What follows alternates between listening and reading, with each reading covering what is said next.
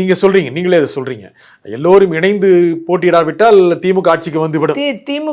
திமுகங்கிறது தீய சக்தி எல்லாம் சொல்றாரு. திரும்பி திமுக வர்றதுக்கு இவர் காரணமாயிடக்கூடாது இல்லையா? இப்போ அவர் யோசிக்கணும். அவர் யோசிச்சு அவர் நல்ல முடிவு எடுக்கணும். தனியா போட்டிட்டாருன்னா திமுக வந்துடும்.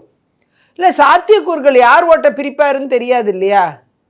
C, untested, unproved, not proved. So அவர் இனி யாரோட வாக்குகளை பிரிப்பாருங்கிறது தெரியாது. அவருக்கே ஒரு வாக்கு இருக்கும்ல.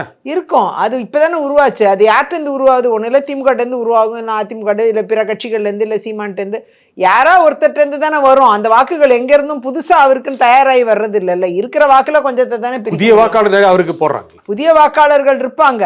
அது புதிய வாக்காளர்கள் எந்த அளவுக்கு இருப்பாங்கங்கிறது தெரியாதுல்ல. எவ்வளோ வாக்குகள் வரும் தெரியாது இல்லையா? இருக்கிற வாக்குகள் என்ன பிரிப்பாருன்னு தெரியாது இல்லையா? அன்டெஸ்டட். அதனால் அது யாருக்கு சாதகமாக போய் முடியுங்கிறது அவரே கணிக்கணும். அவர் தான் கணிக்கணும். கணிச்சா அவர் தான் நல்ல முடிவுகளை எடுக்கணும். யாரை அகற்ற வேணும்னு அவர் அரசியலுக்கு வந்தாரோ அது எப்படி நிறைவேறுங்கிற திட்டத்தை அவர் தான் போடணுமே தவிர வேற யாருமே அதில் தலையிட முடியாது. திமுகவை தீய சக்தின்னு சொல்றாரு, அவர் அரசியல் எதிரிங்கிறாரு, கொள்கை எதிரியா பாஜகவை தான் சொல்றாரு.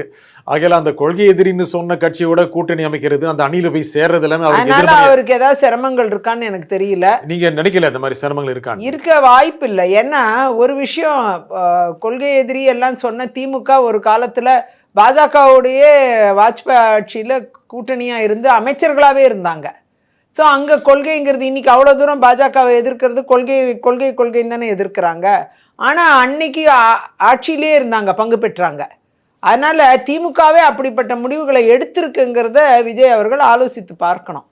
அவசியம் ஏற்பட்ட ஒரு எதிரியை அகற்ற வேண்டுமானால் எப்படி ஒற்றை நிலைப்பாடோடு இருக்கணும், எப்படி செல்லணுங்கிறத அவர் தான் வகுக்கணும். அது அவர் கையில் தான் இருக்குது. The ball is in his court to decide what he has to do.